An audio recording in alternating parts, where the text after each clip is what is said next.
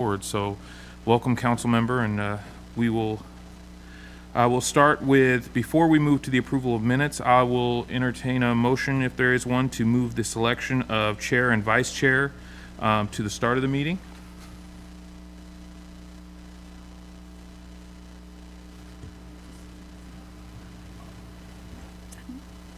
I make a motion that we move item 5A to right now. Second. I have a motion and a second. All in favor? All right. All right, that motion carries. So we will start with the selection of chair and vice chair. And tonight, that will be led by Mr. Cool. So, Mr. Cool, thank you. Thank you, Mr. Chairman, members of the commission. Tonight, you are here to select your chairman and vice chairperson.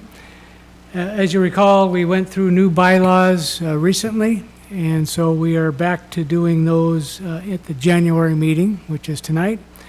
So all you need to do, Mr. Chairman, is accept nominations from the floor on people to be both either chairman or vice chairman. Thank you. Before we accept those nominations, I will mention that the new chair and vice chair, should we have a change, will take effect at our February meeting for continuity purposes this evening. Do I have any nominations for either the chair or vice chair? Sorry. Apologize. Commissioner Gore.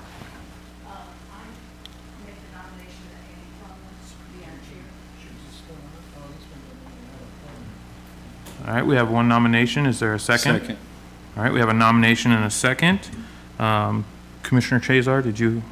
No, I was going to make the same nomination. Okay. Okay. Do we want to vote on that first, or do we want to nominate a vice chair? We'll go ahead and take the vote then. Are there any, or I should ask, are there any other nominations or anyone that would like to be considered? No, American. Okay. So all in favor? Aye. Aye. All right, that motion passes. Thank you. I do appreciate that. And nomination of our vice chair. I'd like to nominate John Cesar as our vice chair. And I'll second that. All right, we have a nomination and a second. Do we have any other nominations or anyone who would like to be considered? All right. All in favor of Commissioner Chazar as our vice chair? All opposed? All right, that passes, so congratulations. Thank you. All right, so moving on, we'll move on to the approval of the minutes. We'll start with, we have two meetings to approve. We have our November 14th and we have our December 12th. So I will entertain a motion for the approval of our November 14th meeting. Sorry, Commissioner Bradley. Yep. I'd like to make a motion to approve our November 14th regular business meeting minutes. Second. All right, we have a motion and we have a second. All in favor? Aye. All right, that motion passes. Motion for our December 12th meeting.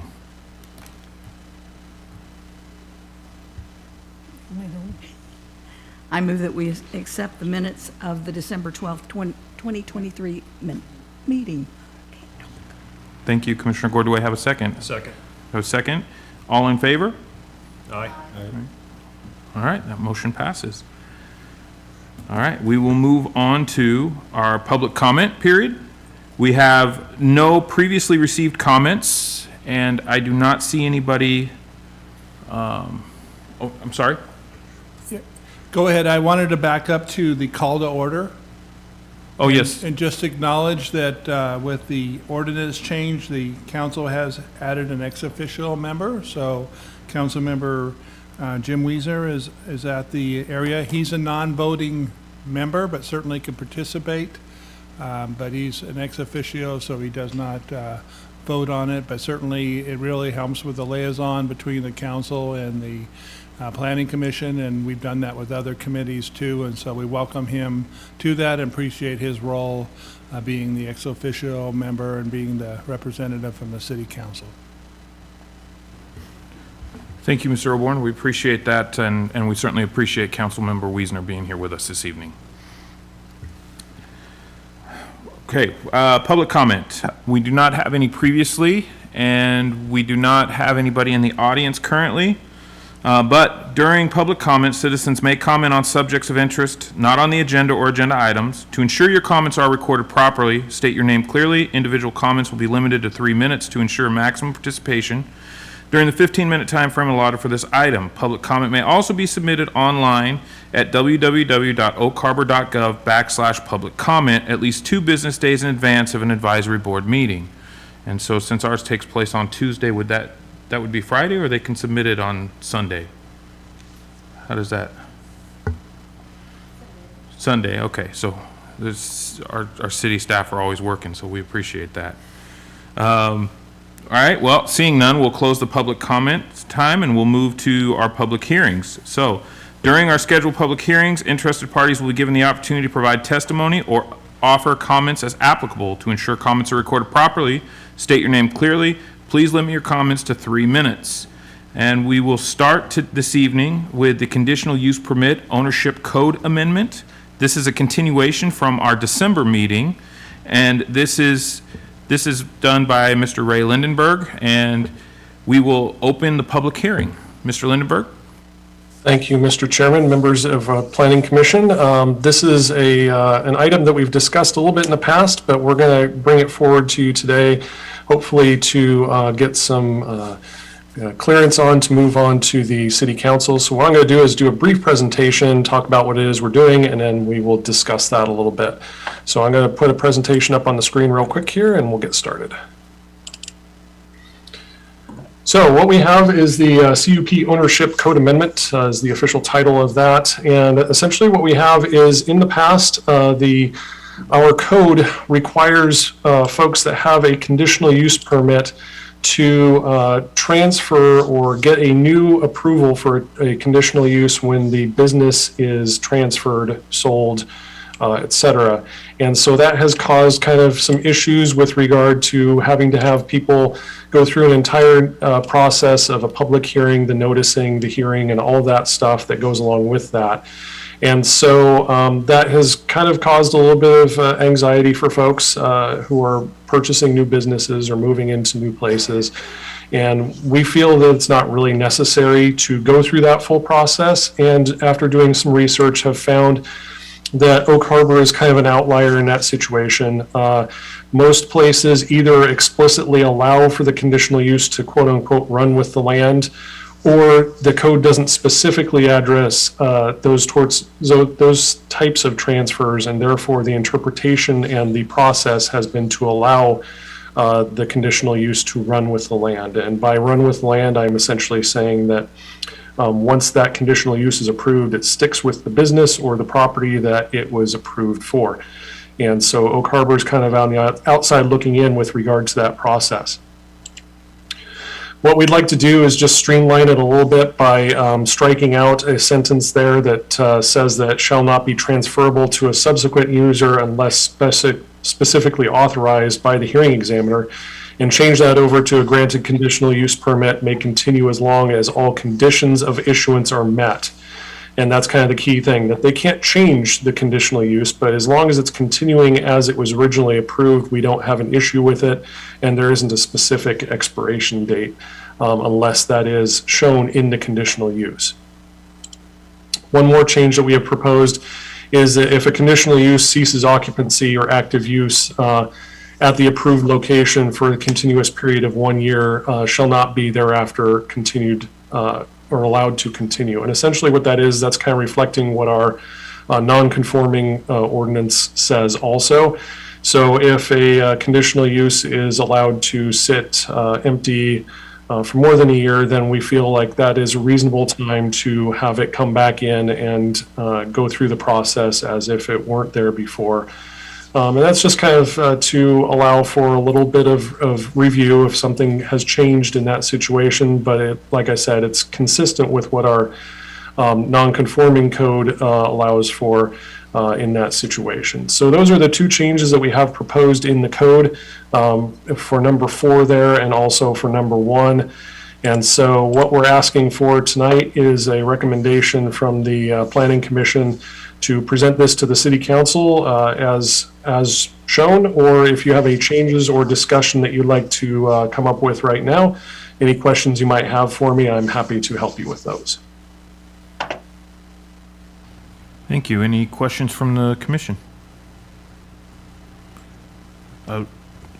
Ray, I just had a couple questions just for my own clarification here. What have we looked at what, because I know this is a cost reduction measure. Do we have estimated numbers of what this will save? We don't. Honestly, the main saving will be for the applicants.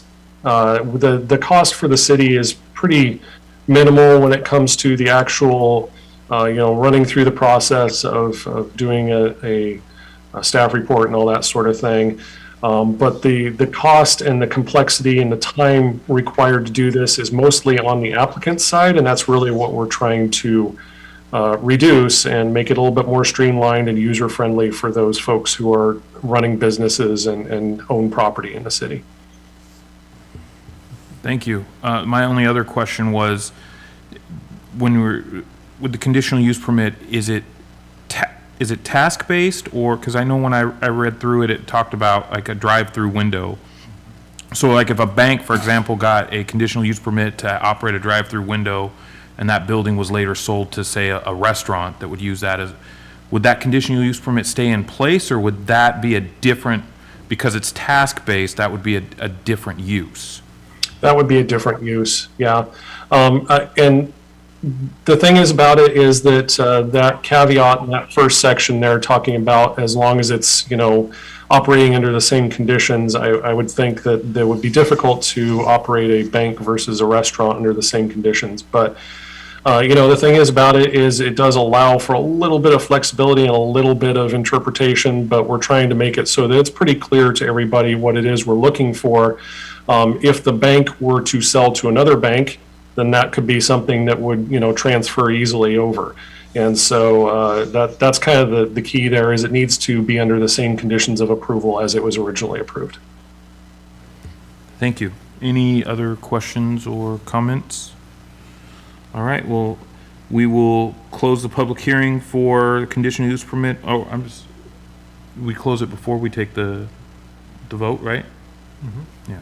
So we'll close the conditional use permit ownership code amendment public hearing, and I will turn it over to the commission for a motion. Yes, Commissioner Chazar. I move that the planning commission provide positive recommendation to the city council to adopt the proposed ordinance language attached as a part of OHMC chapter 19.67. I'll second. All right, I have a motion and a second. All in favor? Aye. All right, all opposed? All right, that motion passes unanimously. We will move on to item B, which is the Oak Harbor Municipal Code subdivision requirements, and that will be presented tonight by Mr. Cool. I will open the public hearing at this time. Thank you, Mr. Chairman, members of the commission. Is this working? Okay, thank you. Tonight we have a presentation on subdivision ordinance changes. As you recall, we went over this last fall and talked a little bit more in detail about it. What I'd like to do tonight is cover that in the highlights, and then you're free to ask any questions that you might want. So the subdivision code update, Title 21 is what controls the subdivision code with Oak Harbor. There's 3 provisions in Title 21 that we'd like to update. The first change is the engineering deposit. We're going to want to create a deposit for engineering services, Section 2130.020, subsection 3G. This would require a deposit for engineering review prior to submittal as determined by the city engineer. What this would do is it will reimburse the city's actual cost to review and approve documents. It allows the city to use a third-party reviewer when needed, which is where we contract it out and have a third party come in and do the review for us. And the plan review deposit will also apply to the balance due when calculated when the civil permits are issued. So you put the deposit down, let's say it's $500, and let's say the work is $450, you'd get a $50 credit back once the permits are issued. If the cost goes above the deposit, whatever we set it at, then you'd pay the difference before you could get your civil permits. So the next step for the deposit, if this text amendment is approved, there'll be another step. A fee schedule will be needed to be updated, and that fee schedule we update frequently here in Oak Harbor. We'll create a deposit that will be established in the fee schedule a little later, and the city engineer will be the person who will actually help us calculate that. The second portion of the subdivision code we like to amend is a time extension. The current code requires a final subdivision plat to be submitted to the city within 5 years of the preliminary plat approval. Fairly standard language around the state. In addition, the subdivider must receive approval of the construction or installation of all improvements during that time, or the subdivider must submit an approved performance bond in lieu of getting all that work done.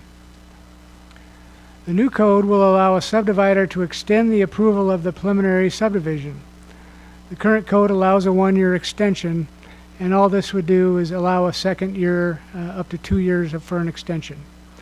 We think this makes sense to give people a little more time since they've invested 5 years of time, and if they get a 1-year extension, we think 2 years could be reasonable. Back during the recession, the state required us to grant 2-year extensions beyond the 5 years. So we think it makes sense to go ahead and make this a permanent code change. The third change we'd like to make on the subdivision code is the digital applications. Our current code requires a Mylar of the final subdivision plat be produced by the subdivider and recorded at the county auditor's office. We don't tend to use Mylars anymore. Those were a great tool back in the day. But today people use all electronic versions and they submit them electronically. And so it doesn't make any sense to have someone come in, go through all the approval process electronically, then force a engineering firm to go find a Mylar, get it made up, and then take it down to the county to be recorded, when in fact the county will accept them electronically anyway. So we think this just is a better process for customer service. So I have highlighted the prospective language in each of those 3 sections. The first part is underlined, that's what's being changed. The developer shall reimburse the city's actual cost to review and approve all submitted documents under this chapter. A review fee deposit shall be paid at the time of submitting the submittal documents to the city as determined by the city engineer. The plan review deposit shall be applied toward the total plan review fee owed. The actual inspection fees and related plan review fees shall be determined upon completion of the plan review, and the balance owing shall be paid prior to the issuance of civil permits. So that's a lot of words, just tells you essentially that we're going to create the deposit process. Next part is the requirement to have the ability to extend to 2 years, and all we did was underline a change from 1 to 2 years. And the next section talks about a digital version of the final recording data and covenants. Another section, also electronic version, shall be made available. So these are good updates I think you'll find the development community will appreciate, and we'll appreciate it as staff so we don't have to route Mylars around anymore, and we have some protections built in there for a little more flexibility. So the next steps, this will go to the City Council after your consideration tonight on February 5th. If the text amendment's approved, then the fee schedule will be updated to an appropriate deposit, and that will be established by the city engineer and approved by council. So this is your recommended motion, and we're available for any questions you may have. Seeing nobody in the audience, I'll turn over to commissioners. Commissioner Chazar. David, just want to voice one more concern about the fee schedule. of a developer being sent off to a third party versus using city engineers. We haven't given a clear understanding of what the difference in fees of using a third party versus using city employees or engineers. So is there a difference between the third party, or if the third party's higher, are we going to still bill at what our rates would have been and then eat the difference? Or are we going to give a developer the option to wait for a city engineer to be available if the third party is higher? I'm just curious.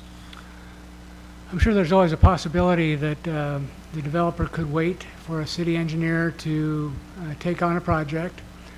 Developers are always speed-oriented. They want to get their project through as fast as possible.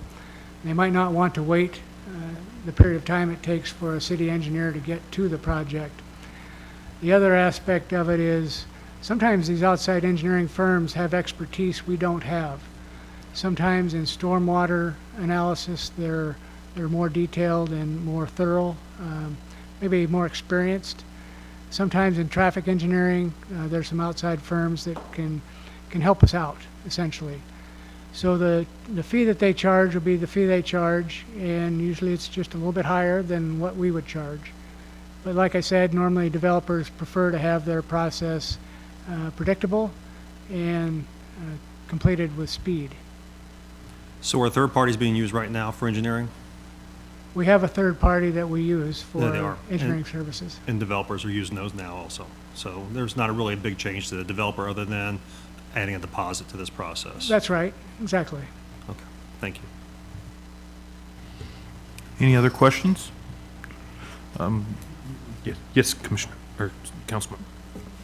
Yeah, I just want to, I guess, jump in with the thought of council a little bit on this one. And the other side of the coin, Commissioner Cesar, was we have some developers who have a problem correcting the issues we send back to them. And, I think there's one development where, 15 or 16 reviews into it, that we've been paying the third party to go through and review 15, 16 times. And we're still charging the flat fee. And so the city has been subsidizing, it's engineering by red line, right? Instead of, going through our codes and picking our codes and understanding our codes and doing the engineering by our codes, they'll do the engineering by a standard code, then submit it to us to have us go through and review it and submit our codes into and make those changes and then come back repeatedly, with that process. So that's the other side of it. And then the far other extreme is, I've been kind of voicing, we've got, this new computer software now that we're able to, as we progress into this, actually, track the time of staff that they're touching a permit and spending on a permit. And I would eventually like to see, and I've challenged Mr. Cool with this, to see for the smaller projects, let's go the opposite direction, being able to, charge permits based upon time-based. A perfect example is we made some adjustments to the annexation issue, right? Because our charges right now for annexation, it doesn't matter if you're annexing 100 acres or one lot, the annexation fee is the same.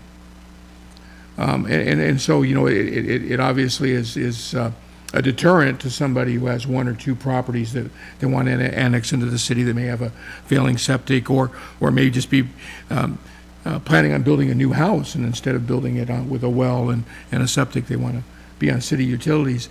It's kind of a deterrent to them, where obviously it's advantageous to that person with the 100 acres to come in and accept that fee. So, I think this is a kind of a move a little bit in that direction.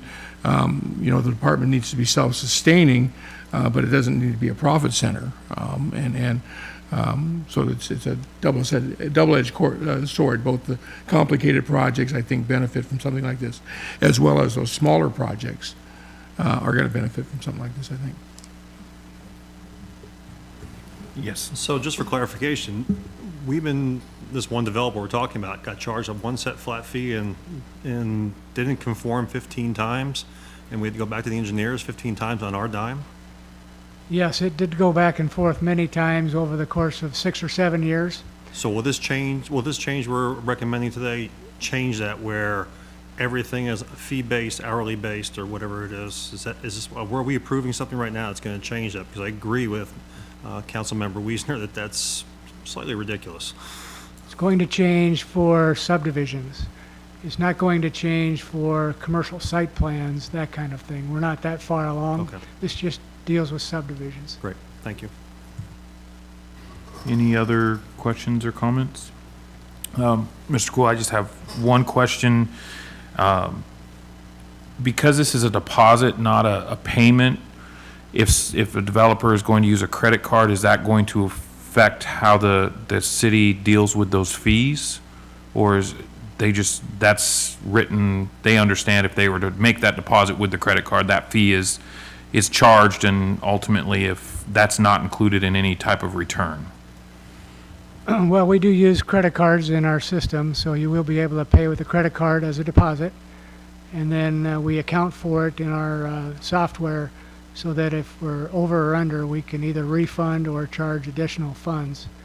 So I'm not exactly sure if we charge a 3% fee for our credit cards here in the city or not.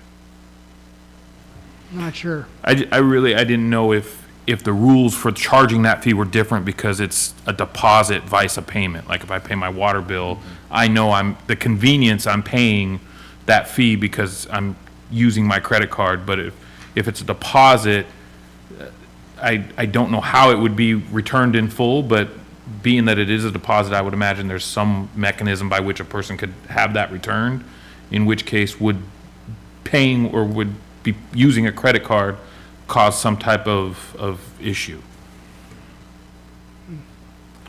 I think we can address that issue between finance and the accounting that's gonna be along with this. I don't know exactly the procedure, but I think there's some reasonability that's gonna exist and we'll deal with it. So we don't necessarily wanna subsidize them for the fees, but on the other hand, we wanna be fair.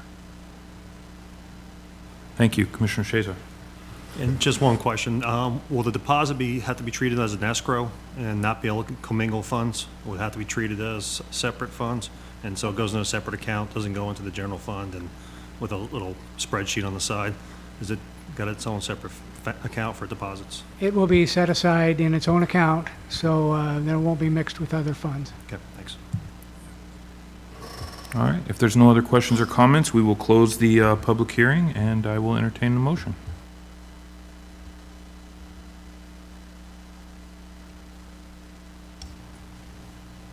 Yes, Commissioner Brett. All right, let's see if I can get it here.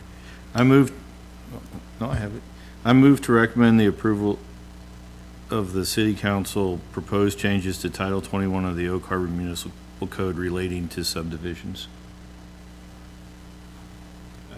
I have a motion. Do I have a second? I'll second. Thank you, Commissioner Bonson. All in favor? Aye. All right. All opposed? All right, that motion passes. We will move on to item C, which is the active transit plan adoption, and that will be Mr. Kamek. Thank you, Mr. Chairman. Good evening to the Planning Commission. Kat Kamak, Principal Planner. I'm going to give you a short presentation on the active transportation plan. Actually, we're asking the Planning Commission to continue this hearing open and continue it to the March meeting. We're not ready to take any action on it, but I have just a 3-slide presentation, so it'll be fairly short. If you give me a moment, I will share my screen. All right. Okay. So we're asking the Planning Commission to open the public hearing and continue it to the March meeting. We have a draft of the active transportation plan. It's been released to the public since November. It is on our website. We also go through our usual process of adoption and send the plan out for a SEPA review, which goes to various agencies in the state. And we did receive comments from WashDOT and Island County. They are really interested in this plan. WashDOT is especially interested because of SR 20 and wants to know our ideas or concepts for that corridor. And so they had comments related to that. And Island County also had a chance to review the plans because they have connecting systems that come into Oak Harbor and offered comments. So we decided that we were going to address those comments, and so we are working on that. As we were going through this project, we also realized that we do have some additional dollars in the budget. This is a project that's totally funded by grant dollars. So we had some additional money that we could use on the active transportation plan. So the plan suggests about 7 to 8 corridors to consider for active transportation. Originally, we had 3 corridors that we wanted conceptual drawings where they show us the striping plans and how the bike lanes lay out along these corridors. With this additional budget dollars, we thought an additional 3 corridors would be beneficial. So we'll get a total of 6 corridors with conceptual plans, and our consultant is working on them right now. So we want to incorporate all of these, the comments we received along with these 3 additional corridors into the plan. And so we need some additional time to get those incorporated, and we'll release a second draft of the plan. However, this public hearing was advertised for this meeting in early January. So we decided that we will open the hearing and continue it. We will come back to the Planning Commission probably in February and discuss more about the plan, and eventually get to the recommendation in March. So we are recommending that the Planning Commission open the public hearing and continue it to its March 26th meeting. And if you have any questions or comments at this time, I can address them. Thank you. Thank you, Mr. Kamak. All right, we'll open the public meeting. Seeing nobody in the audience, I will turn to the commission. Any questions or? Okay. Yes, Commissioner. So, a question for process.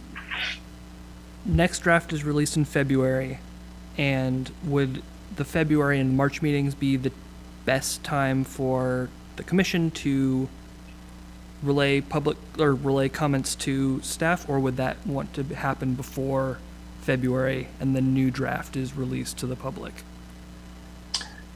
We can take comments from the Planning Commission at any time.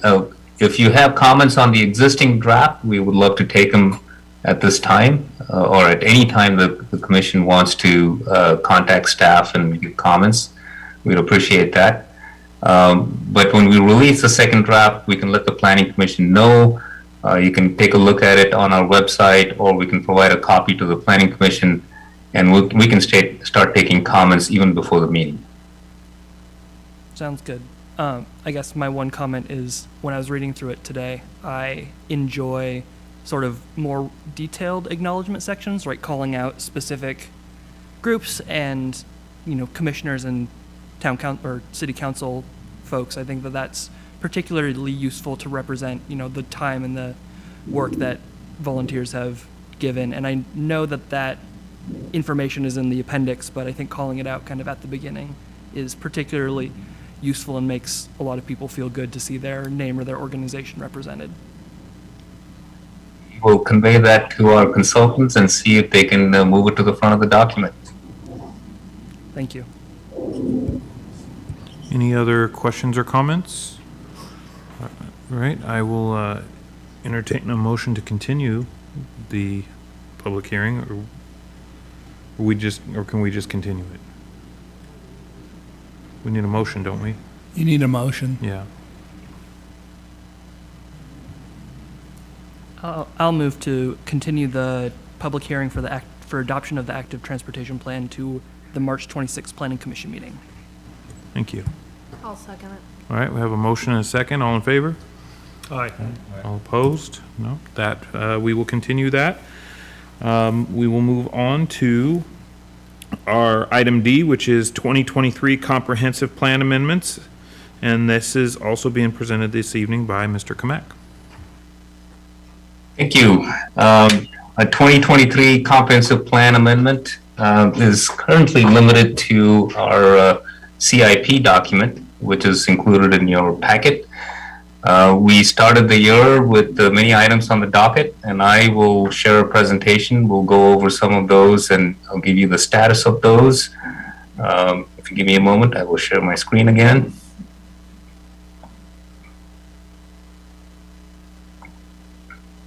Right. So we started the year with the 2023 comprehensive plan docket in March, and we had several items on it. We had the housing action plan implementation. This is just for tracking purposes. There are several text amendments that the Planning Commission and the City Council has considered since the housing action plan was adopted, and we're continuing that process. This more of housing related items will be tackled with the 2025 update, which is a major update to the comprehensive plan. So we will be continuing to track it as we go forward. And later on in our agenda, we'll be talking about the 2024/2025 docket. We will have some of these items that will continue on there, and I'll touch a little more detail on some of the things that we'll cover there. We had the land use change, PIP to PVP to industrial. This is in progress. This is actually on today's meeting as a public hearing, so that is moving forward. We had the JPA and UGA discussion. This has been on our docket for several years.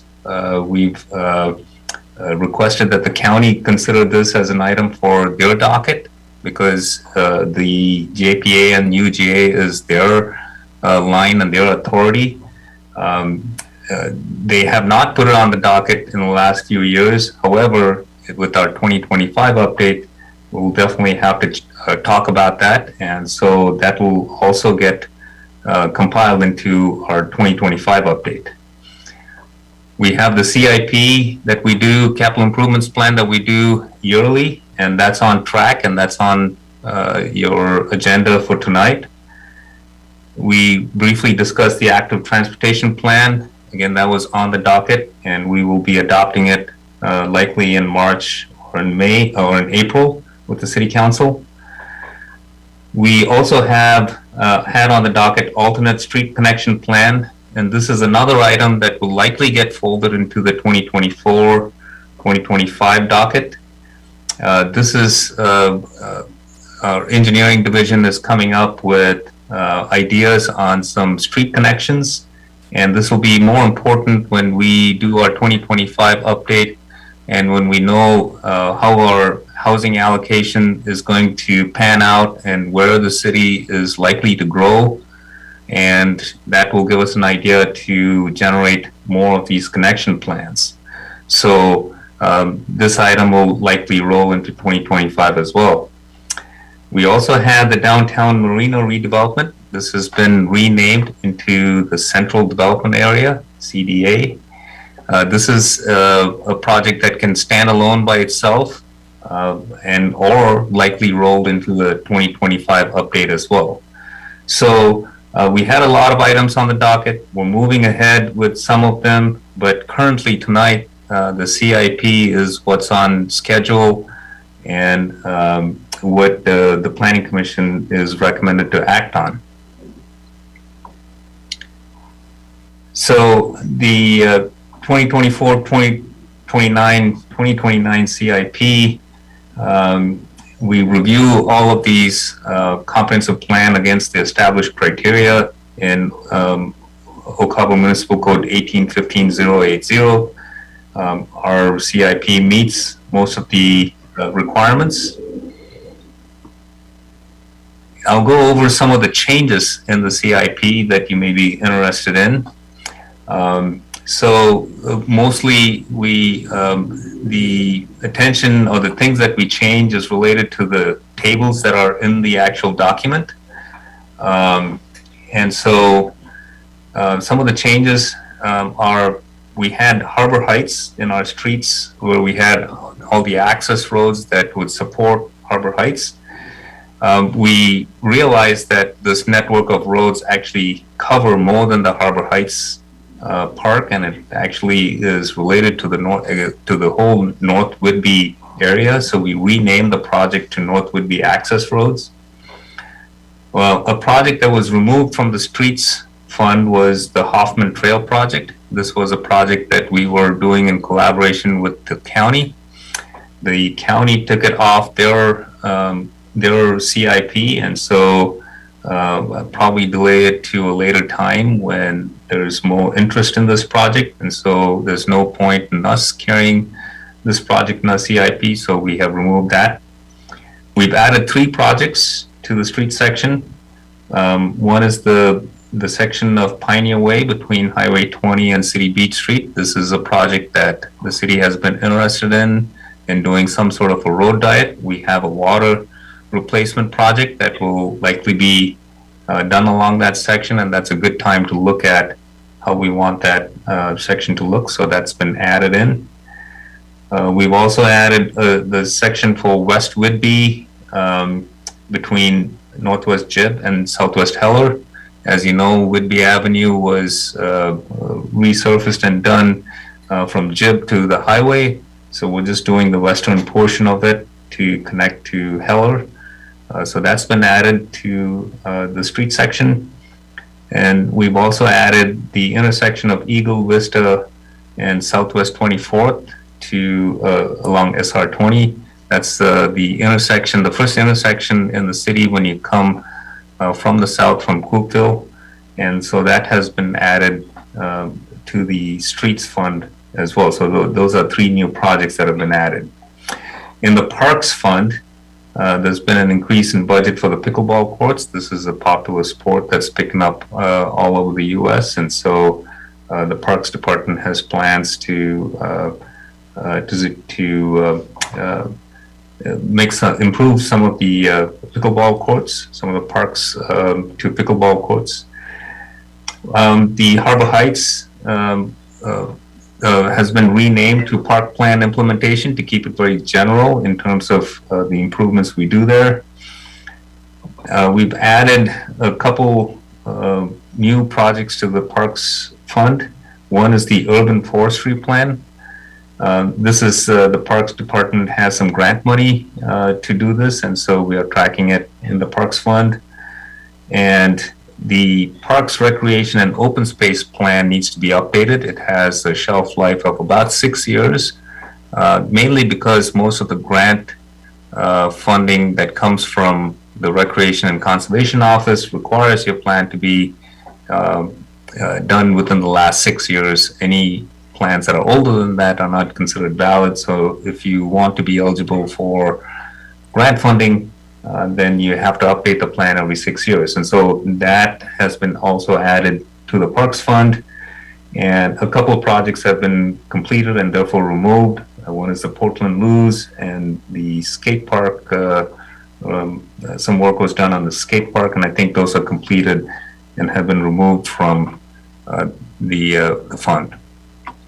Other changes in the wastewater fund, there was an addition for the North Whidbey sewer expansion, and the design dollars have been added in. And this is a sewer that will serve the area that's between Oak Harbor Road and Goldie Road, and much needed sewer for most of the industrial areas up there. The water fund has just one change. There was a Marin Woods water oversizing project that the city has worked with the developer, and it's complete, so that's been removed. The stormwater fund has seen no changes, no projects added. And the general government fund, there was a renaming of the Marina downtown plan. It has been changed to Central Development Area, CDA. And the West Side Fire Station, I think the Planning Commission is familiar that the fire department has acquired land and is moving forward with designing a fire station there. So that has been added to the general government fund. The Senior Center Fund, they've done the roof replacement, so it's completed. That project has been taken out. In the Marina Fund, there's been no new additions. We've received a comment from the Planning Commission based on their review, and I wanted to just take a moment to address that. The comment was about a couple of projects, Sewer Lagoon decommissioning project and the Marina Boatyard acquisition project. And these two projects have the document, the CIP document has tables within the document as a planning document. And at the very end, there's an appendix that has details for all the projects. The details of all the projects at the very end in the appendix is more of a budget document. And there are funds that were left in 2023 in those detailed sheets. But these projects have not occurred. However, for these two projects, when they collected information back in September, which is when we finalize our numbers, because projects are always spending money and the numbers are always shifting, we have to have some sort of a deadline by which we kind of confirm the numbers and start to work on the documents and start to do those things. So most of these numbers are based on the September 30th timeframe. And at that point, these two projects had a probable spending of some dollars in 2023. So for budget purposes, they like to keep it in 2023, but most of the dollars after they close the year will shift to 2024. So the detail sheets have it in 2023, but if you look at the planning tables in the document, they have been shifted to 2024. So that's why there's a discrepancy. And I think Commissioner Gore noticed that and commented on that, so I wanted to address that. So the process is for this is the Planning Commission holds a hearing in January currently, and hope the Planning Commission makes a recommendation to the City Council, and we would expect the City Council to take action on this at one of their February meetings. So we have a recommended action here to move the document to the City Council for adoption, and I will be happy to entertain questions or comments on this. Thank you, Mr. Kamak. We'll open the public hearing. We had no comments from the public previously, and we currently have nobody in the audience, so I will turn to the commission. Yes, Commissioner Gore. So I want to call to everybody's attention that I had given CAC a whole lot of things in the text, things like the schools, island transit, etc., that were out of date. And I want to commend him and whoever he had fix it so it's all right now. Thank you. Any other questions or comments? All right, at this time I will close the public hearing and we will entertain a motion. Yes, Commissioner Chazar. I move that the Planning Commission recommends the City Council adopt the 2024 through 2029 Capital Improvement Plan as presented. We have a motion? Second. And we have a second. All in favor? Aye. Aye. All opposed? All right, that motion passes. Thank you. Next up is the item E, which is our area-wide rezoning and text amendments, planned industrial park and planned business park to industrial. And this is also Mr. Kamak. Thank you again. I have 5 items on the agenda, so you're going to be bored with me by the end of the evening. I'll try to keep it short. Thank you again. This is an area-wide rezoning from PIP and PBP to the industrial district and the associated text amendments. I have a brief presentation and I will share my screen again.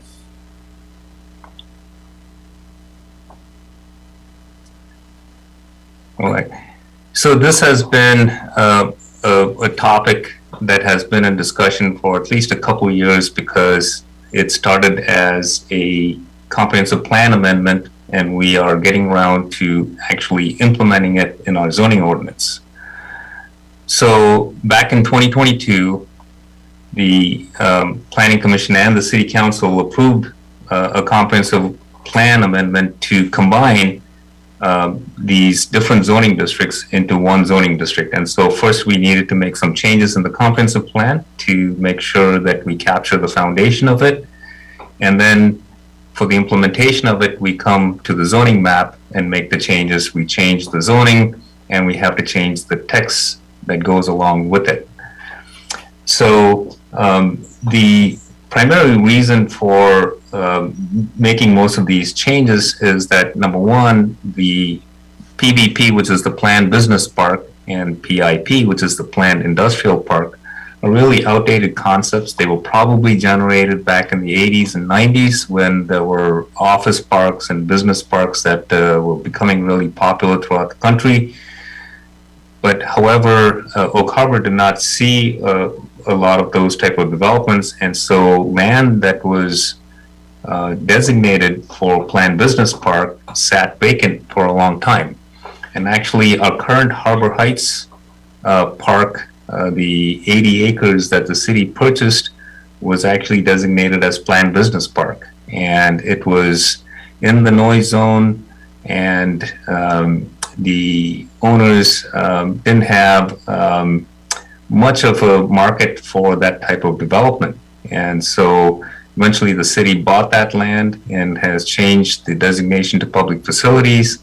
And actually there are no other properties that are zoned Planned Business Park. So basically we have something in our code that addresses Planned Business Park, but we don't actually have any more land in the city that's zoned for Planned Business Park. So this all led to the changes in our land use designation, and we question the Planned Industrial Park process as well. They all are process intensive, with site plans going to hearing examiners and so on. And it's really not warranted for the type of development we see. The city has adopted design guidelines and other code to make sure that our development addresses all the impacts. And so we have sufficient regulation in place to look at these developments as a site plan and be able to address these on a case-by-case basis. So this is just basically trying to simplify the process for would-be developments that come in the future. So the starting of it is, first we need to rezone all the property that is designated as Planned Business Park and Planned Industrial Park, and we need to redesignate them as industrial. The industrial properties will remain as is. And an area-wide rezoning is considered as a legislative process. And so it's not like a property-specific rezone where there are specific criteria and there's,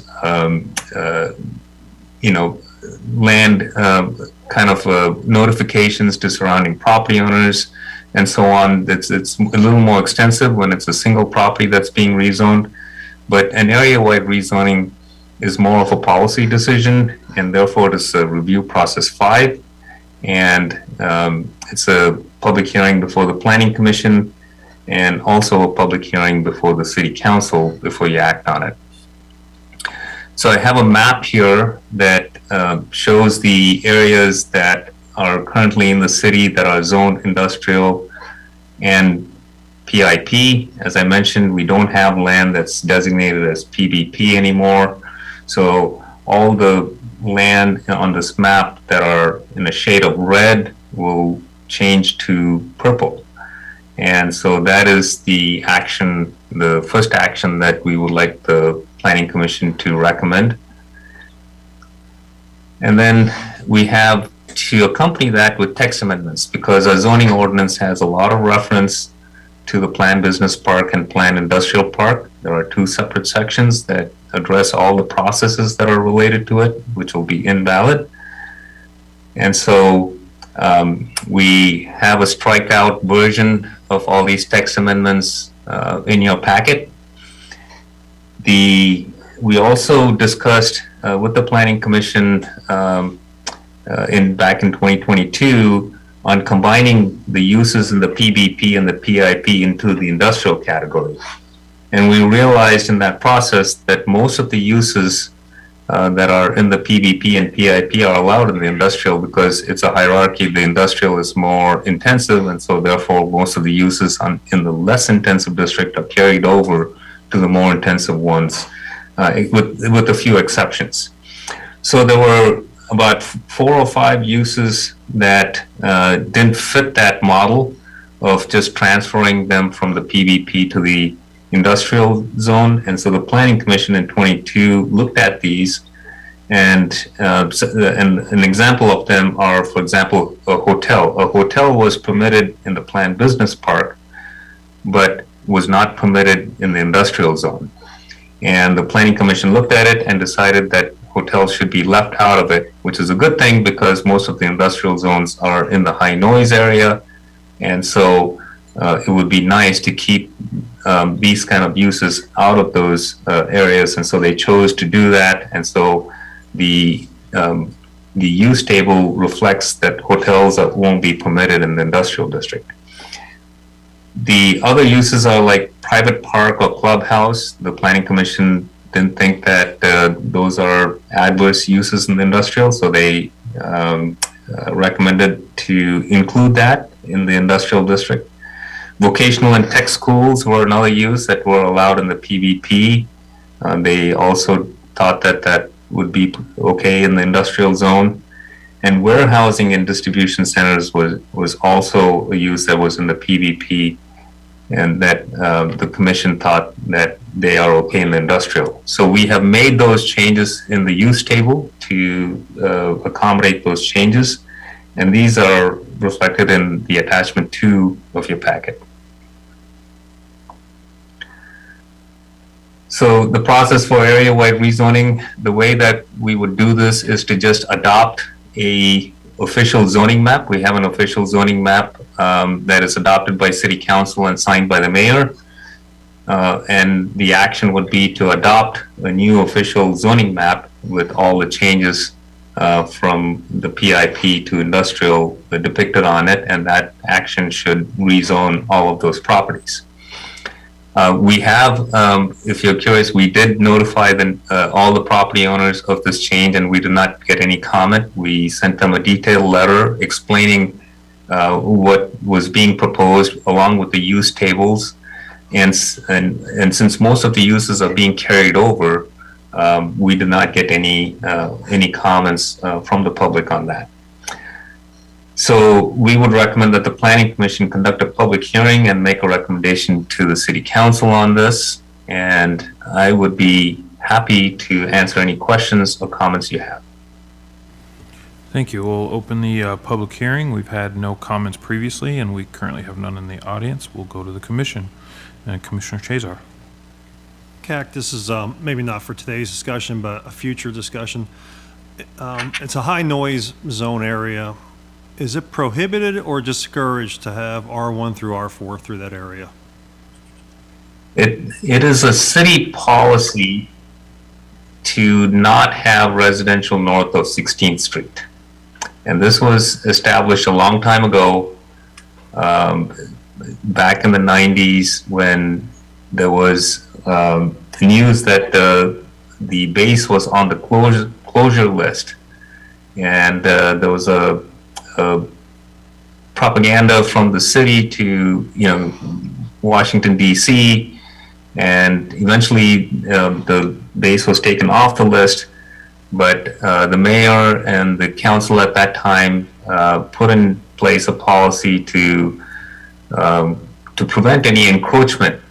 They learned that mostly bases got on the closure list if they were receiving a lot of complaints, and other bases have been on the list because the cities have grown very close to the base and they get a lot of complaints.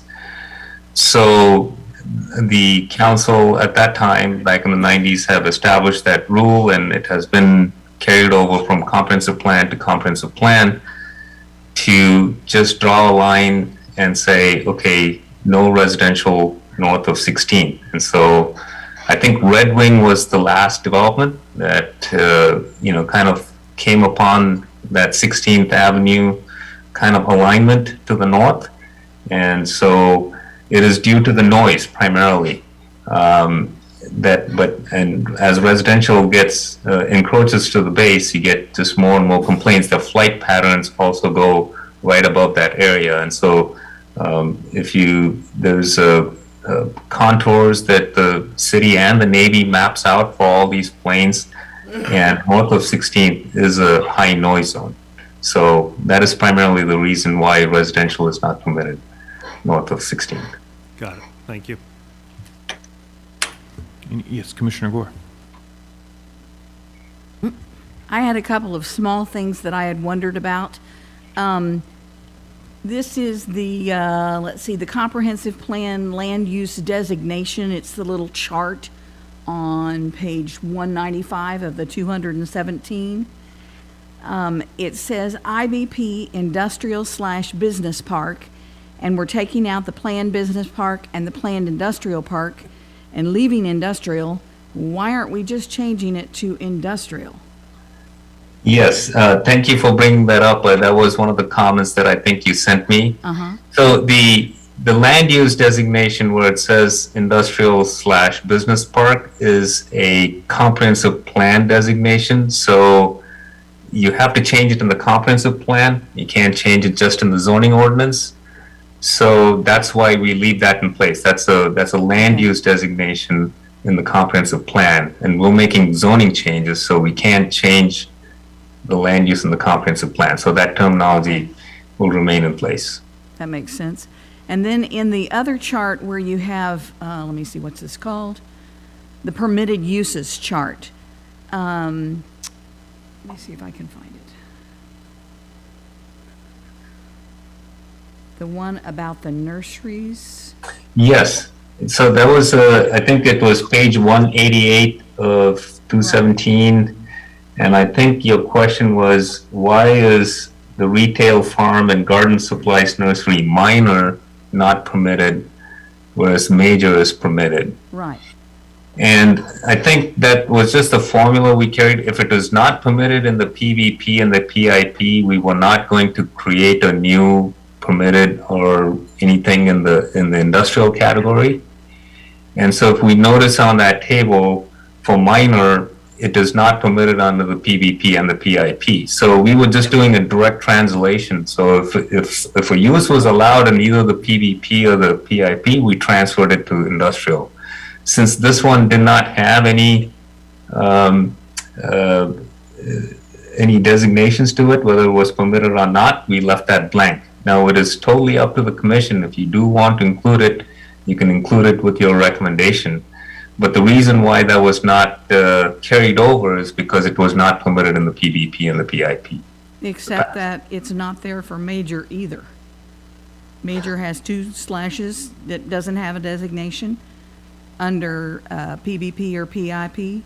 Yes, but the industrial category had already permitted it in the major. Does that make sense? To leave it as just major, not minor? Okay. Oh, yes, Commissioner Chazor. Just for clarification, CAC, if somebody wants to put something in there that's not in our use list, they would just apply for a variance, is that correct? It would depend on what use it is. Now, if that use is specifically listed on our use table in other districts and not permitted in any of these districts, then we'd say, no, it's not permitted. But if the use was not listed in any of the tables, then we would have to make an interpretation on what it is closest to. So we would look at other uses on the table and we'd say, okay, this use is closest to this use. It has similar impacts, therefore it's okay. So it's a matter of interpretation. So a major nursery doesn't generate a lot of complaints from plants to the base. So if it's not on the list now, should we add it to the list? Because you're telling me, is it anywhere else on the list for either that or minor nurseries? Is a minor nursery someplace else? They Yeah. could I don't know if it's listed in the It is. commercial. That same table should indicate, if I can go, let me find that table. It's under Central Business District. There you go. So Yes, it's you listed want somewhere under some of the 34. zoning districts. So, I guess my only recommendation would be that if someone wanted a variance to this, it wouldn't be just an automatic city administrator saying no. It'd be something that they could apply for a variance on and letting the council make a change to. Yeah, it would either be a variance or we would consider a text amendment to allow it.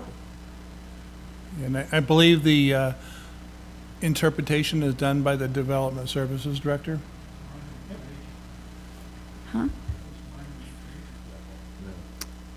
That new place downtown is minor. Leaf and whatever. I'm guessing, versus Mallards. Yes. Any other questions or comments? Mr. Kamak, I'm a little bit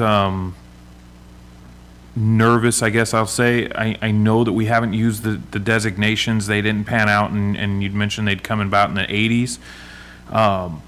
Do we know the rationale as to why they were separated way back when? And are there unintended consequences? And I realize this is more theoretical just for everyone to think about, but are there unintended consequences that we're not seeing potentially by combining these as a small business owner? I think, could we be inadvertently affecting a business's insurance rating, or could we be altering the permits that the county may require from them because of this new designation?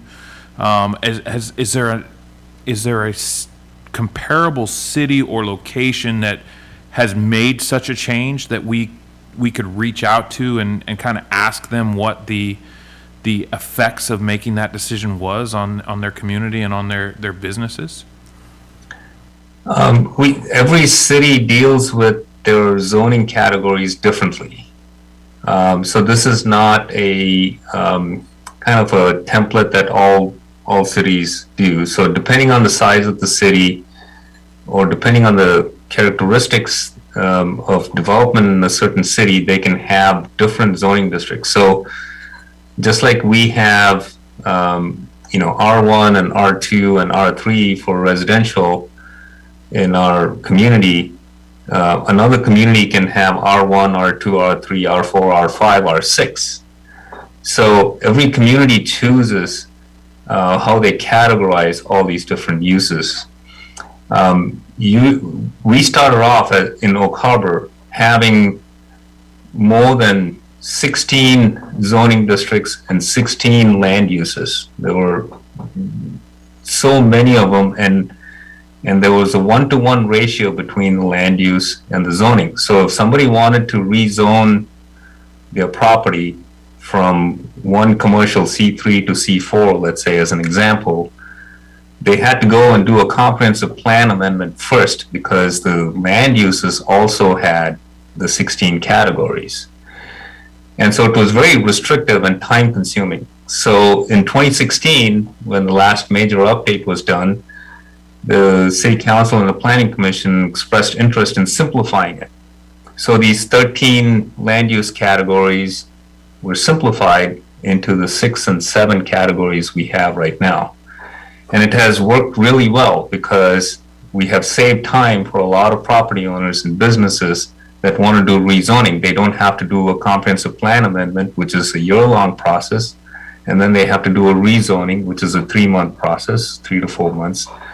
Now, because we have one land use that covers 2 or 3, so our low-intensity residential covers R1, R2, and R3 districts. So if somebody wanted to rezone from an R2 to R3, they don't have to do a comprehensive plan. They just have to do a rezone, which is a 3 to 4 month process. So by combining these districts, we're not taking anything away in terms of zoning or any other aspect of it. we're just making it simpler for property owners to make decisions on changes that they want to make or they want to consider. So simplification and taking out unwanted process. The business parks were envisioned, the business parks I've been used to in the Midwest, they have 6 or 7 office buildings in a campus-like setting, and which will have internal circulation and parking and so on. And so these rules were written to try and address those type of campus settings. And today we can do those with our site plan, we can do those with development agreements, we can do that with a lot of other tools that we have. And we don't need to necessarily go through this lengthy process, which ties both the city and the property owner to a set of plans that are really difficult to amend in the long run. So simplification and giving business owners and property owners more flexibility was one of the reasons for doing all these changes. Thank you. I guess more my question lies along there's got to be other communities that have had business parks or industrial parks. Something's just telling me that there's this seems so easy and so just right in front of us that there's something that we might be overlooking that's going to impact some of our smaller businesses. And I don't know, and I just want to make sure that we look at every possible pitfall because this seems like such a straightforward thing.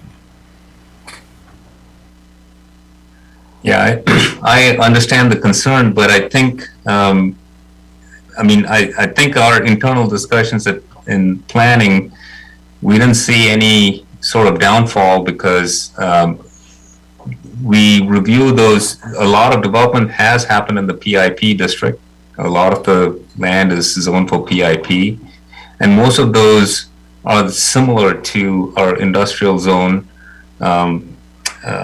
category. And when we look at site plans, we apply the same process for all of them. So there's a sort of across the board consistency that we provide by simplifying this. So we did not see any drawbacks. That doesn't mean there are none, but I think if there are anything that would be negative or detrimental, I think we would have heard of it by now with some of the developments that occur there. But we haven't had that happen, so we think that this would be easier for the property owners and developers. Have we talked to? I'm sure we have, but have we talked to external stakeholders outside of the city? I guess my concern here, and look at something like insurance, and if we had, say, we have that what I would think would be a business park over behind Walgreens there, right? And those are all offices, mental health facilities, those kind of things.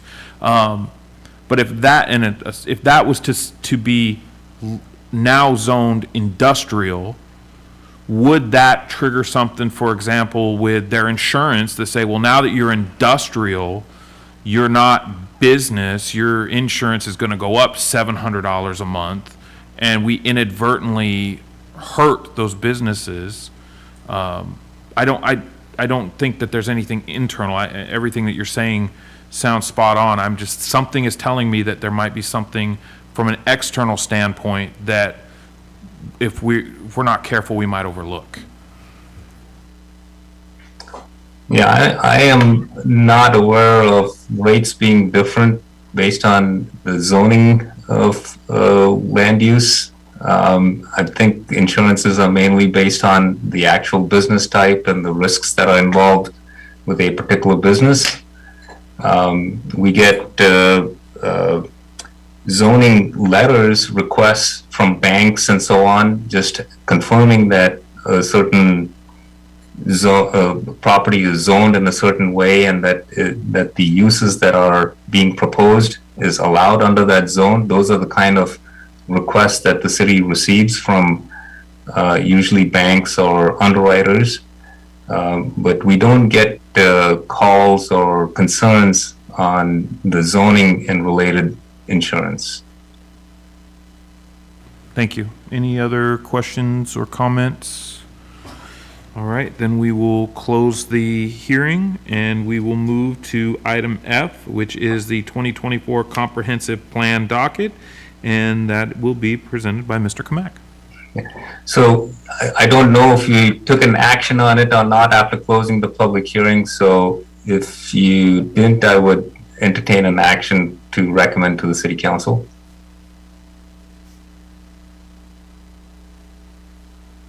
I apologize. Thank you, Commissioner Bradley. Before we move to item F, we need to entertain a motion on item E.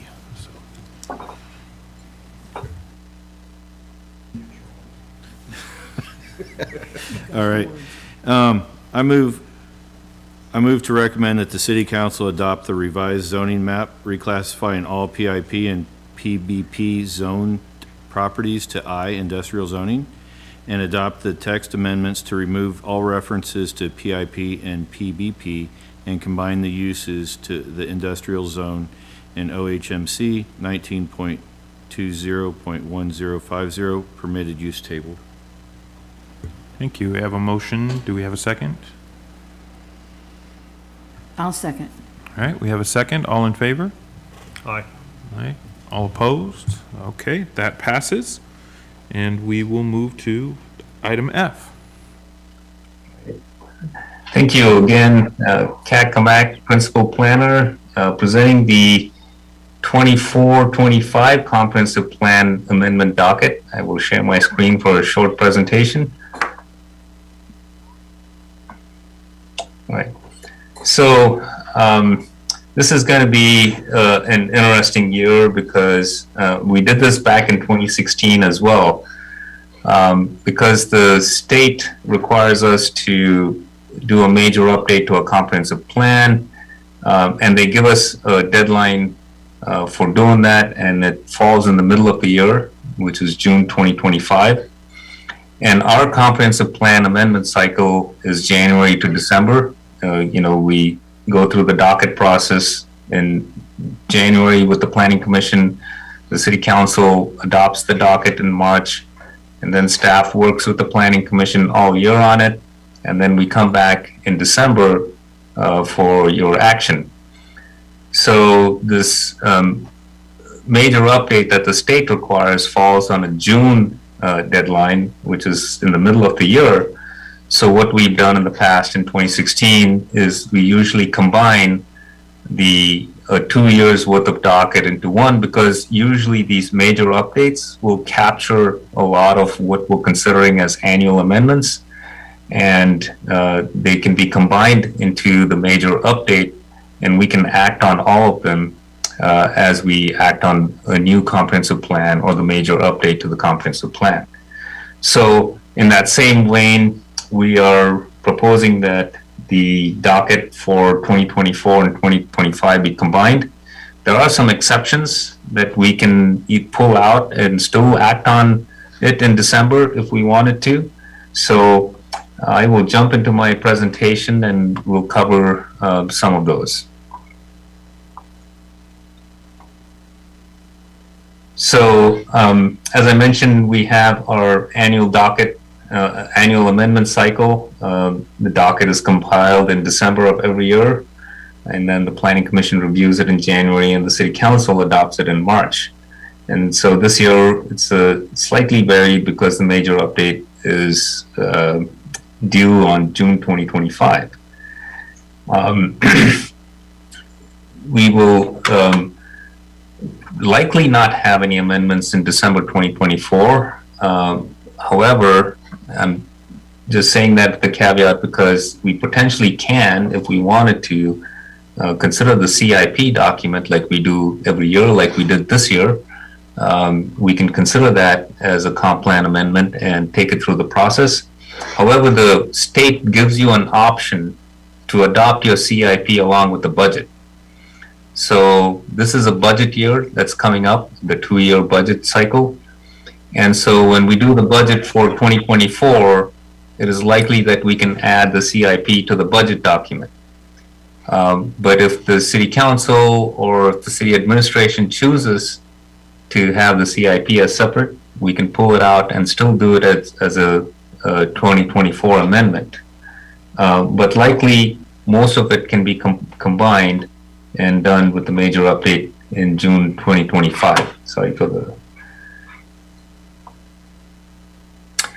So what are the things that are that will be covered in our 2025 major update? As I mentioned earlier, when we were looking at the docket status for the 2023 one, implementation of the Housing Action Plan. So there are still several House bills that have been passed in the state legislature that requires the city to look at affordable housing, its allocation, and a lot of regulations in terms of ADUs, density. All of these are considered as implementation of the Housing Action Plan. And so we will be, in our 2025 update, covering a lot of these topics and adopting policies that address those. So this will be definitely addressed with the major update. And so this is work that we've been working on for the last 3-4 years, and we hope to do so with the major update as well. As I mentioned before, we've had the JPA and the UGA on our docket for quite some time, and definitely with the 2025 update, and I think we've shared with the Planning Commission our thoughts on the countywide planning policies and how we're working with the county in terms of housing allocation. And we've also talked about the housing count that we will likely receive as allocations for Oak Harbor, which would be more than 5,000 units easily. And so all of this will point to some sort of modification with our UGA. And so we'll definitely have to address this topic with the county, and we'll have a lot of discussions in 2024 about the UGA and the JPA. So all of this, and then there's many requirements that the state is requiring that our comprehensive plan address with the 2025 update. We are going to be hiring consultants to help us with that task. We're currently in the process of reviewing consultants and interviewing them for that process. And in fact, I want to kind of throw a pitch in here to, and maybe we could talk about this at the end of this item, is if any planning commissioner is interested in being part of the process for selecting our consultants to do the comp plan update, you can discuss that and let us know by the end of this item maybe, because I'm getting ready to send out all the proposals that I received for review. So it will be great if a planning commissioner can be on that team to look at the comp plan consultants and help select a team of folks that can help us with that process. So we'll get to that at the end of the item, but I just wanted to kind of throw a pitch in there so that you think about that.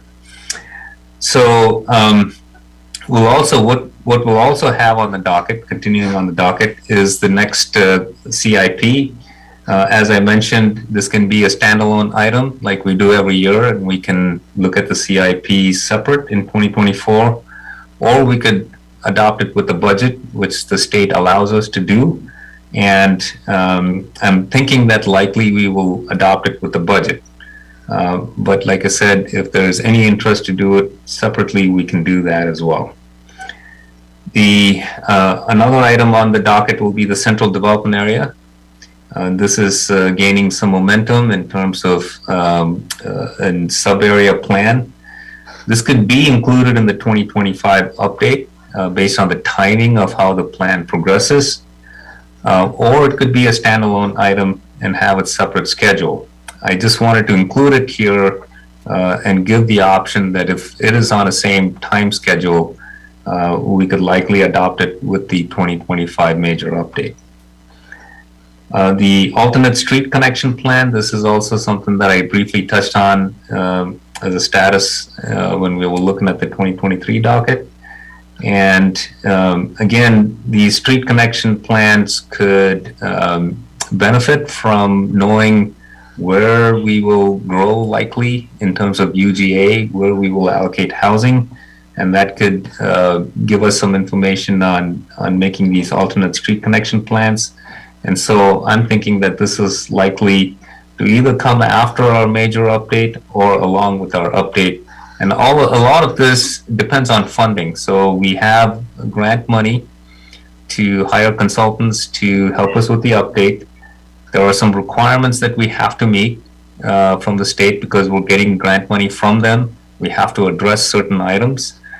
And if we're able to address them in a reasonable fashion, we could have leftover money in the grant dollars to do additional projects. And so street transportation plan could be one of the topics that we considered trying to update. There are a lot of other elements that would be of interest to do based on the budget. So this is kind of a moving target. So what we'll do when we start our 2025 major update is we'll make sure that we address all the requirements that the state has for us first. We'll work with the county on the countywide planning policies and the housing allocation. Those are important steps for us to make sure we address. And then if there is budget money left over, there's a lot of other elements in the plan, not necessarily required by the state at this time to do, but it would be nice for us as a city to do. We can take on some of these additional areas and spend money and get the consultants' help to do it along with our major update. So there will be some flexibility, and as we go through 2024, I'm hoping that I can keep you updated with our scope and make sure that we first address all the requirements. And then when we add these other elements, we'll make sure that we have the budget to do so. So the process for this is similar to any other docket process. The Planning Commission is recommended to have a public hearing today at its January meeting and make a recommendation to the City Council. And the City Council will also hold a public hearing on this and take action in March. So I have a recommended action to move the docket to City Council with a recommendation for approval, and I'll be happy to answer any questions or comments. All right, at this time, we will open the public hearing. We received no comments previously. We have no one in the audience, so thank you, Mr. Kamak, for your presentation this evening. And commissioners, any comments or questions? Okay, Mr. Kamak, I just have one question. To what extent do you envision that we can address some of the infrastructure challenges that we know are coming up as we look at things like the central development and the alternate street? Do you envision that we can build some of those repairs and some of those upgrades into those plans up front and hopefully have those at the forefront as we're making these decisions? It would depend on the scope of the work that we do with our comprehensive plan. So as I said, we have some requirements that we have to meet in terms of legislative requirements that the state is asking us to meet. We'll do those first. And then we can dive into infrastructure plans. We have water system plan, sewer system plan, we have transportation plan, and so on. So those will be dependent on budget. And so if we can address those, we will definitely try and address that. Now for the CDA, the Central Development Area, I know one of the underlying factors is infrastructure. And so that plan, CDA, could be done at the same time that we're doing the comprehensive plan and can feed into it. But it will have its own analysis on how to fund, let's say, the infrastructure that is underlying that plan. So if the CDA is proposing a certain type of development or a certain type of density in an area, we can have that plan look at what infrastructure is needed and how do we go about trying to fund that infrastructure. I think that's a very critical part of that, doing that planning process. So the sub-area plans will usually have the information related to infrastructure, but the comprehensive plan will have, if it addresses infrastructure, to look at citywide infrastructure needs. And so, not that the CDA does not impact that. If we know that there's going to be impacts, we can address it from a policy standpoint and try to address as much of the kind of analysis on that in our comprehensive plan. But again, that is mainly budget related and budget dependent. Thank you. So is there, seeing no questions or comments, is there a commissioner that would like to be part of the selection committee for the consultants?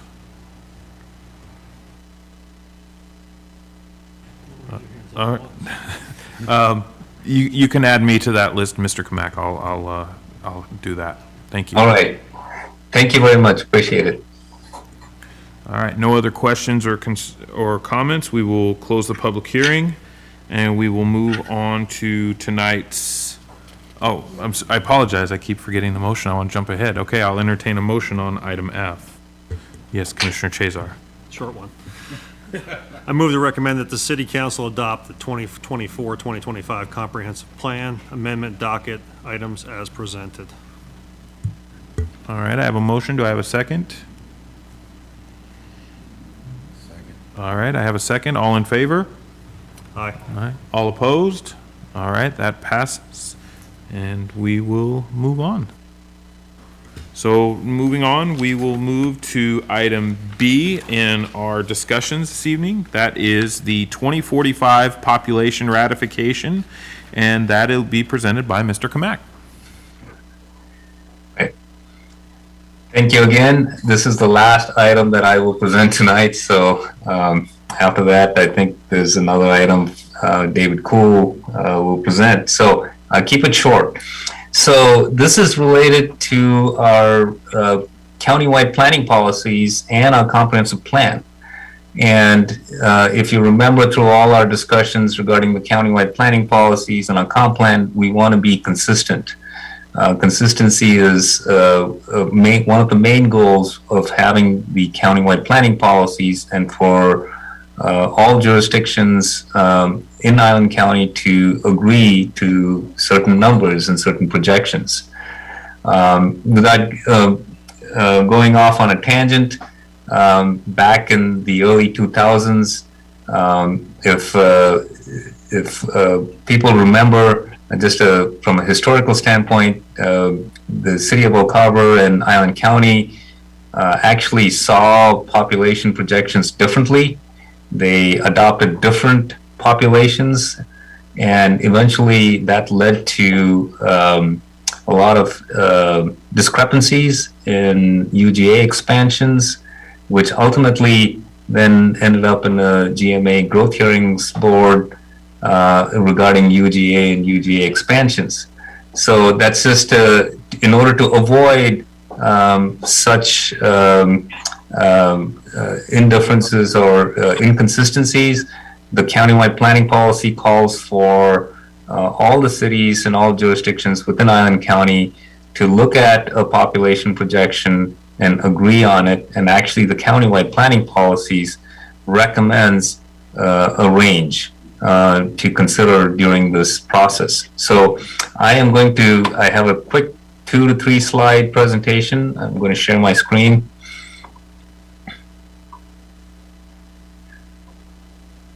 So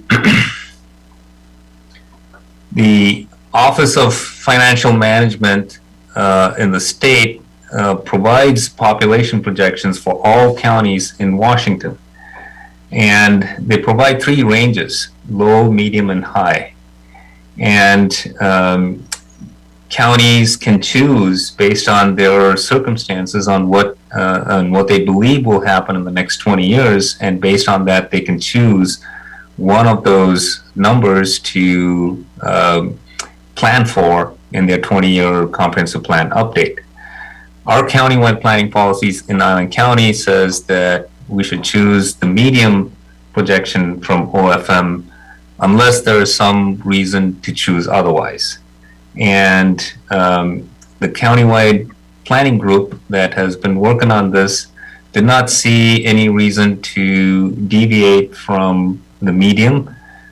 We had no indication or no information that there was any growth spurt or anything that's happening. By the way, the community liaison for the Navy is also part of this community planning group, and we have not heard of any base expansion or any squadrons, extra squadrons coming. They don't seem to have any plans for that. And so the medium is a good baseline projection to go with, especially that's what's recommended in the countywide planning policies. And so the 20-year projection for Island County is about 102,635, I think. I don't have that number up front in me. The process for this is that the county will first adopt the population projection for 2045, and that action is included in your packet as an attachment. They have already done that in December.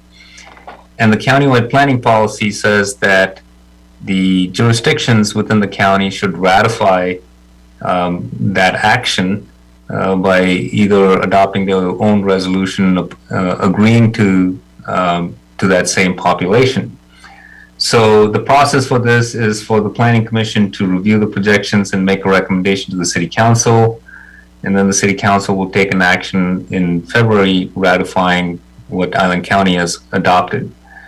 And so we don't have to have a public hearing for this because the county has already held a public hearing on it and gathered input. We are just ratifying that population, and we're all agreeing that that's a number that we can work with.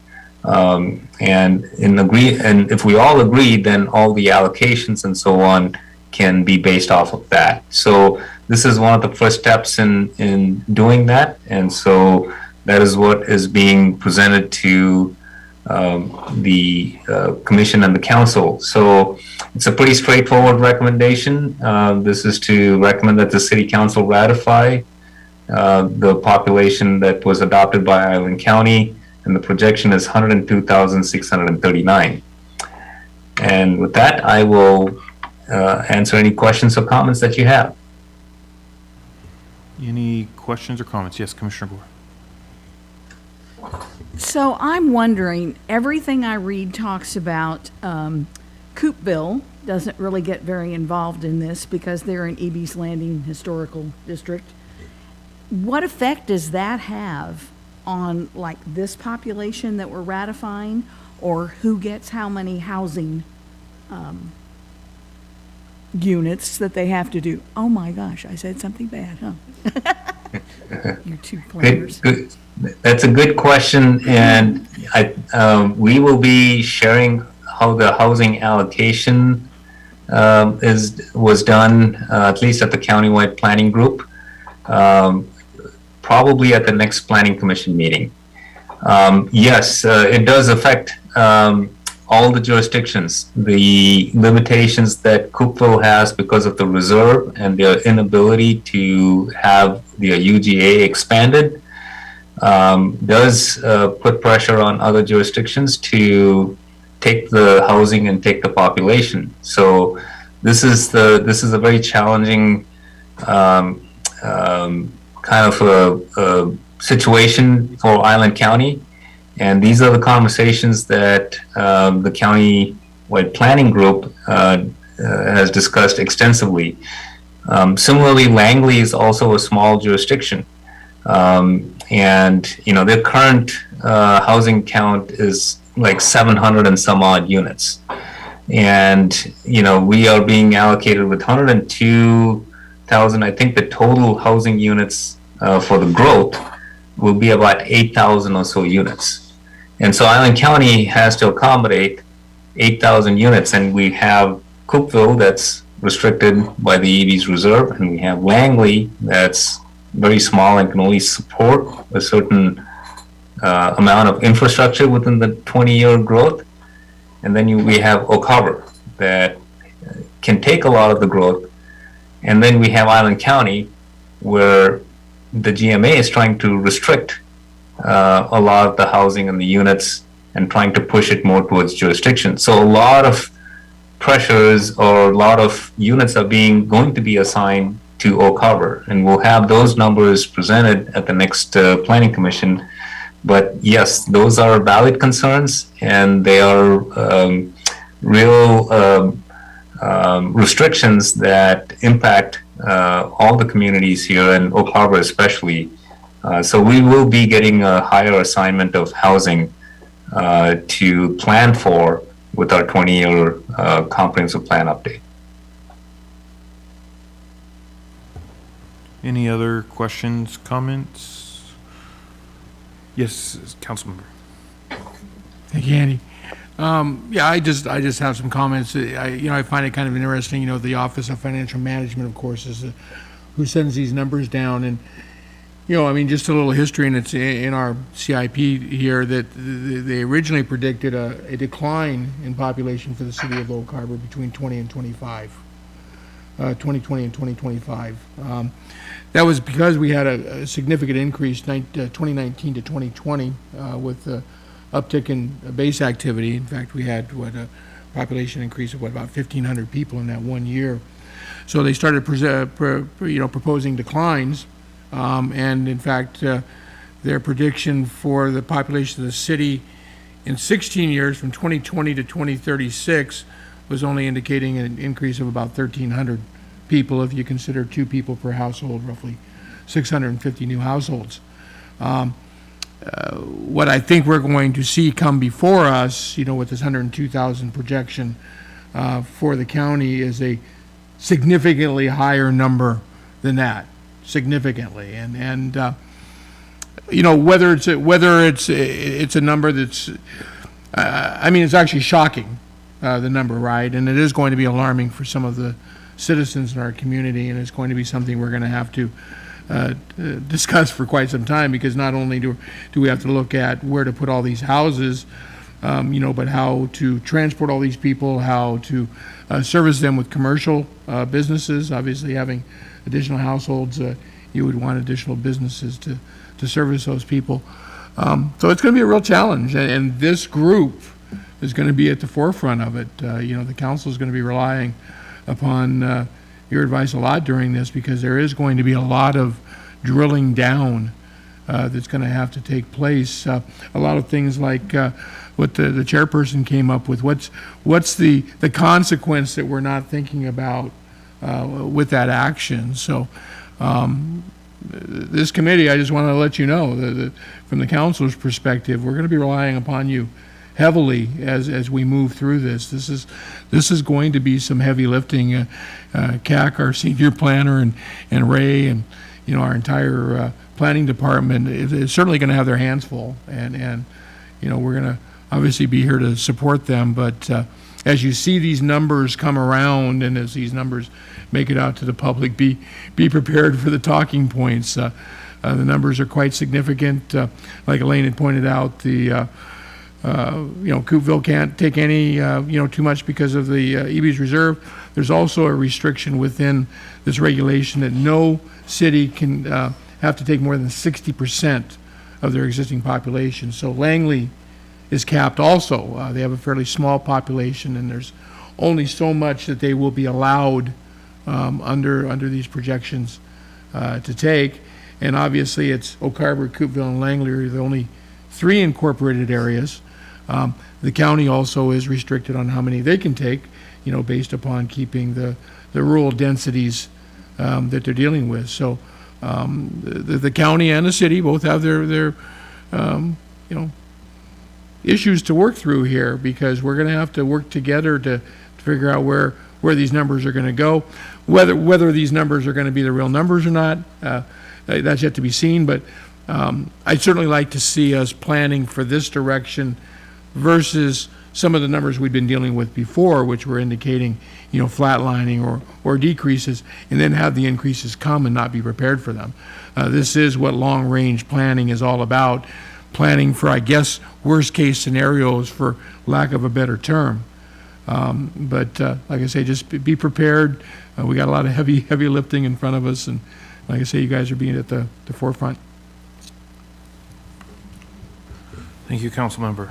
Any other questions or comments? Yes, Commissioner Engelbert. I'll just add a comment, right? In planning school, you learn that all projections are wrong, but some are useful. And so I think that that's a good sort of thought to take away of, right, 102,639 is a number that we have in the ether, and it was established at a point in time, and it's not going to be that, right?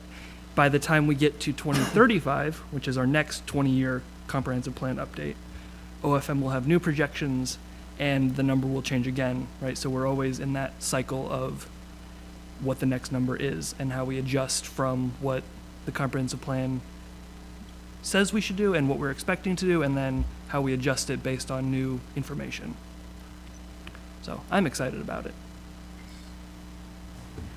Thank you. Any other questions? All right, Mr. Kamek, so looking at this plan and looking at these numbers island-wide, just very rough math, we're really looking at it somewhere around a 1.5–2% population increase year over year over the next 20 years.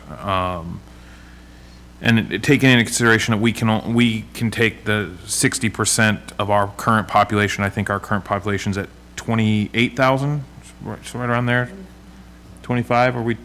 24,780 as of 2023. Can you get more specific than that? No, so. There's no halves, exactly. So, we're talking about taking somewhere around 8,000–9,000 of that number.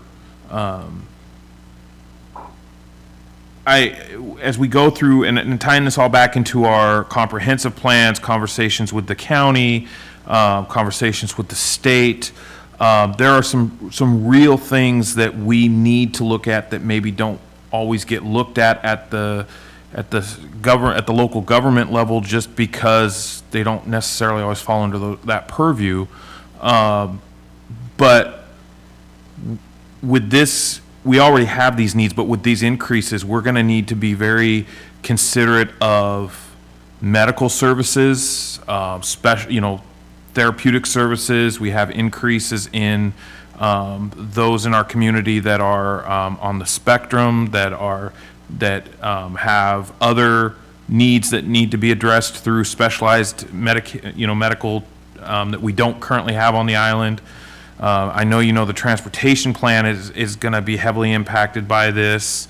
The reason I say all this, and we talk about the schools and businesses and whether or not we're going to bring in, larger corporations, or we're going to try to focus on a small business economy.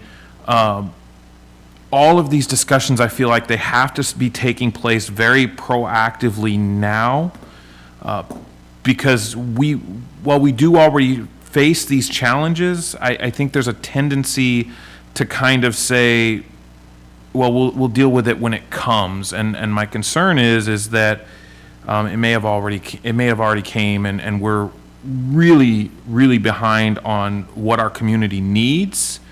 And I just want to mention that we have some great advocates at the city level. We're going to need them to be very, very active, because I don't know that, and nothing to disparage the state or the county or anyone else, I don't know that as this population grows, they're going to be looking out for the community that's currently here. And while we bring in more people and we grow a stronger community, we have to be very careful and considerate that we don't lose those who created this community and are part of this community to begin with. And we're seeing that exodus. We're seeing our small businesses close daily. We're seeing people have to move out because they can't afford to live here. We're seeing people that are struggling to get their families into school and get their families into medical. and I know maybe not all of that will go into the plan, but it's my hope that those conversations take place at each and every turn, so that as we're bringing people in, we're taking care of them too. Thank you.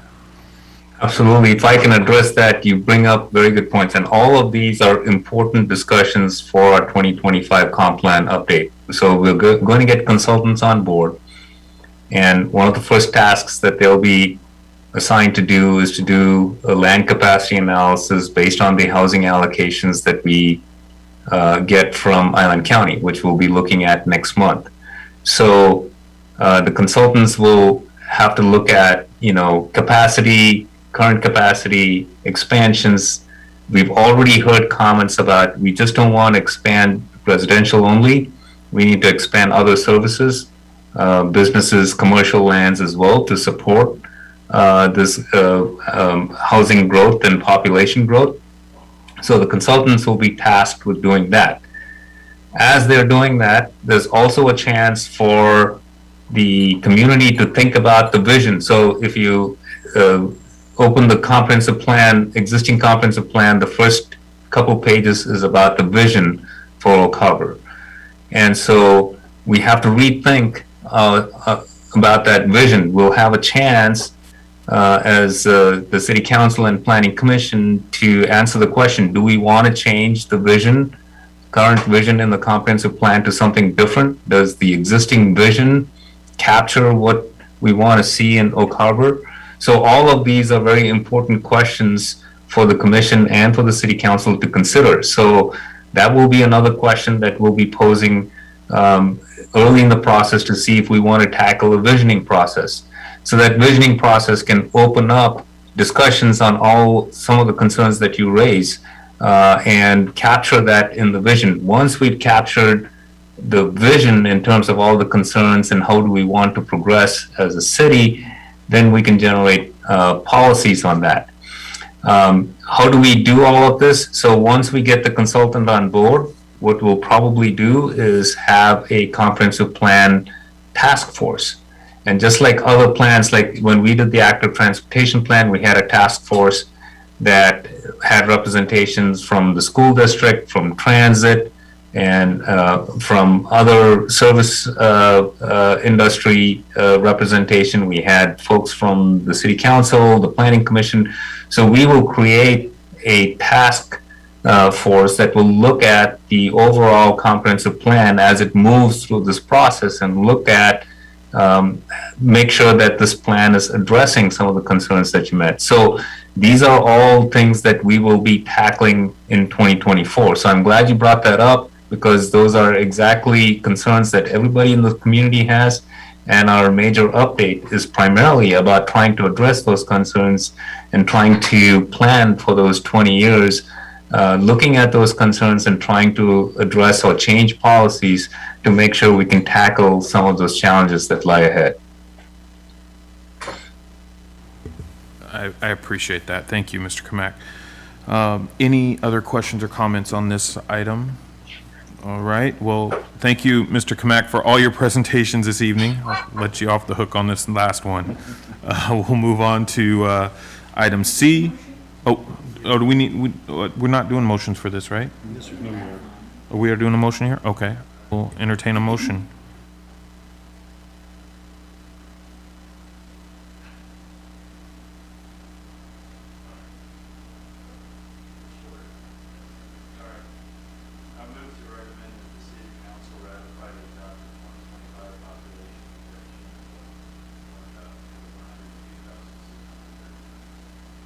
All right, we have a motion. Do we have a second? Second with clarification, 2045. All right, we have a second with a clarified date. All in favor? Aye. All right, all opposed?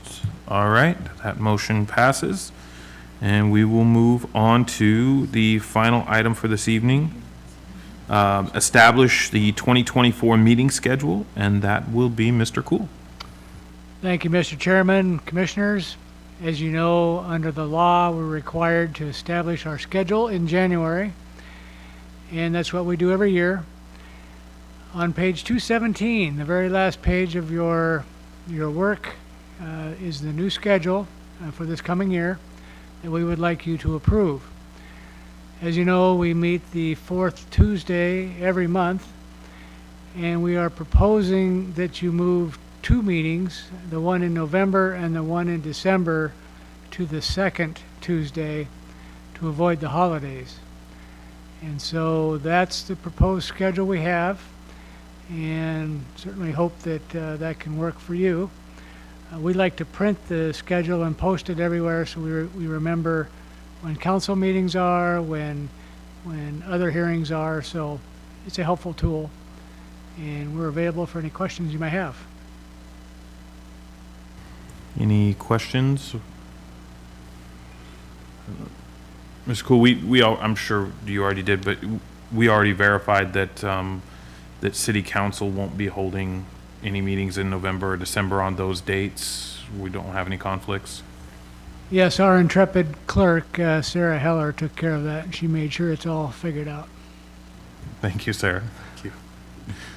All right, well then, if there's no questions or concerns, we will, I will entertain a motion. Commissioner Chazar. I move to approve the 2024 Planning Commission schedule as presented. Seconded by Commissioner Gore. All in favor? Aye. All opposed? All right, that passes unanimously. Thank you, Mr. Cool. All right, we will move on to member comments. Anybody have any comments that they would like to make? Commissioner Engelberg. Yeah, I'll start off. So the intersection of this planning commission and my job is that I sometimes have to take town council meetings at the Coopville Town Council on the fourth Thursdays of Tuesday, or fourth. Sometimes on the fourth Tuesdays of the month, Coopville Town Council presents, and I have items to present as planner for them. Because there is no planning director currently in Coopville, that responsibility primarily falls to me, and so foreseeably, some of these meetings I will be absent, just so you know. Also, if anyone knows a planning director, please have them come to Coopville. That's all I got. What time are your meetings there in Coopville? They start at 6:30. They start at 6:30, so, is there, because I know with the new bylaws, there's 3 absences, and then there's other decisions that are made. It may be beneficial just putting it out there to log in remotely at 6, and we can work, like a early departure and avoid the whole absentee thing. Yeah. I Yeah. think both and either of those will be good to know. Hopefully, I don't have to cross that bridge, but we'll figure it out. Mr. Chairman, if Joshua wants to just give us a notice in advance of the meeting, we can excuse him. If he just stays in touch with us so that we know we have a quorum that particular night, that's always helpful. And we can do that as much as we need to. Thank you. That's probably better than what I recommended. Do it, what Mr. Cool says. Any other comments or, okay? Well, thank everybody for your time, being here this evening. Welcome to 2024. Our next scheduled meeting is on February 27th. Shouldn't be a surprise since y'all just approved that. With that in mind, I will entertain a motion to adjourn. I move to adjourn. I'll second it. All right, we have a motion and a second. All in favor? Aye. All right, have a good night.